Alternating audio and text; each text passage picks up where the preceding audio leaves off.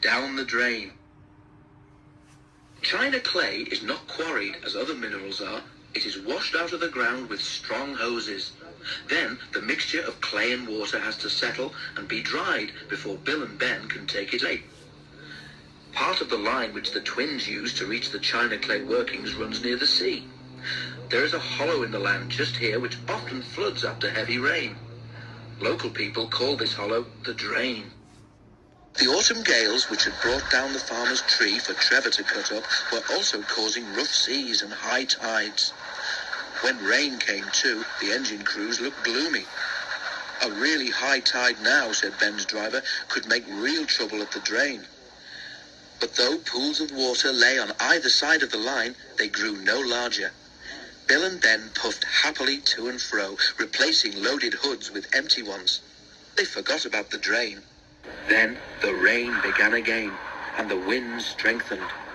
As the engines went to the clay pits that morning, their drivers noticed that the water in the drain was rising.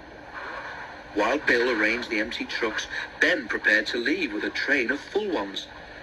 At the drain, he found that the water was level with the top of the rails. "Come on," said Ben bravely. "We must get through, if only to get help for Bill."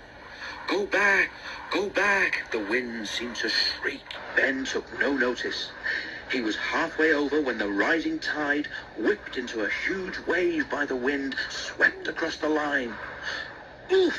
spluttered Ben as water crashed against his side. "Help!" With a hiss, the water reached his fire. "Quick, Ben," urged his driver, but it was too late.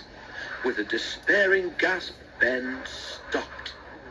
He was stranded in the middle of the drain, with cold seawater lapping his wheels. The fireman set off to find help.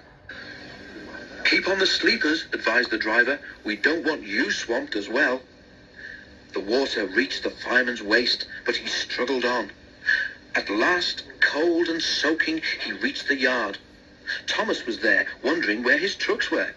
His driver wasted no time. "Ben must be rescued," he said. "We need a steel cable, a pair of waders, and determination." "Yes," said Thomas doubtfully. He understood the cable, but he wasn't sure about determination and didn't even know what waders were. Thomas stopped at the water's edge.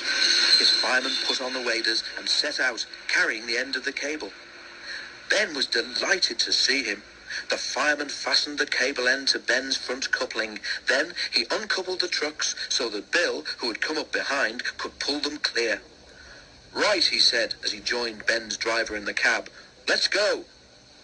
Poor Ben had no steam left to whistle, so the driver and fireman waved to show Thomas they were ready. Carefully, Thomas took the strain as he pulled Ben. Slowly, with water cascading all round him, Ben came out of the drain. Once he was clear, Thomas was properly coupled to him and helped him back to his shed. "Thank you, Thomas," said Ben gratefully, and his eyes twinkled for the first time for several hours. It was 4 days before the water in the drain subsided. When Bill reached home, both twins agreed that it would be ungrateful of them ever to tease Thomas again.